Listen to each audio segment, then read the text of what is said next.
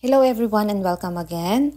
Ayan, sa video na to tayo ay mag-me time. So, dahil me time ko, schedule ko ng annual check-up. So, habang naghihintay ako ng aking turn para sa ultrasound, ayan, nag-video muna tayo. Dahil bawal mag-video sa loob, ayan, dyan lang muna tayo sa labas. So, annually, nagpapacheck up talaga ako para naman masiguro natin na tayo ay malusog at kung may sakit man, maagapan ng maaga. So, at dahil tapos na ang aming check-up, kami ay pumunta sa mall para kumain. Ang kasama ko dito ay ang aking ate. So, syempre, yan. Umorder na kami ng pagkain at dahil past lunch na to, ay umorder na lang kami ng pasta. So, ang kanya ay chorizo at sa akin ay seafood pasta. Sobrang busog ako dyan at napakadami ng servings nila. So, ayun. Pagkatapos namin kumain, nag-ikot-ikot muna kami dahil 3-day sale sila. Ayan, nagpunta kami dito sa may Uniqlo. Naghahanap si ate ng mga pwedeng mabibiling damit.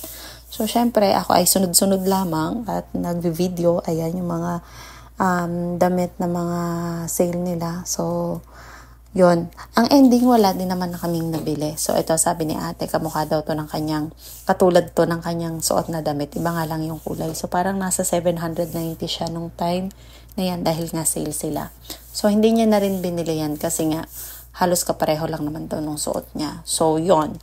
At nagtingin-tingin pa kami sa kanila sa ibang pang design, nagbabaka sakaling may mabibili, pero ang ending wala. May nabili pa kala kami mga t-shirt lang sa ibang store. So dahil may skincare schedule siya, nakisabay ako. Dapat wala akong planong magpa-facial. Ang tagal ko nang nagpa-facial, mga 10 years ago na yata yung huli. So ito yung room at habang yung gagawa ng aking mukha or facial ang aking mukha ay wala pa. Ayan, mag-video muna tayo. Ayan, nilagyan na niya ako ng parang steam. Ayan, no? And na-prick na niya yung aking mga blackheads. Ayan, kaya mukha na ako kinagat ng langgam. So, ayan, another angle, videohan natin. So, ayan. So, medyo masakit siya. Kung ang tolerance nyo sa pain ay medyo mababa, masakit siya. So, ayan na ang itsura ko. May mga nilagay na siya dyan, mga serum. At tapos na nga. At may libreng pa-back massage pa.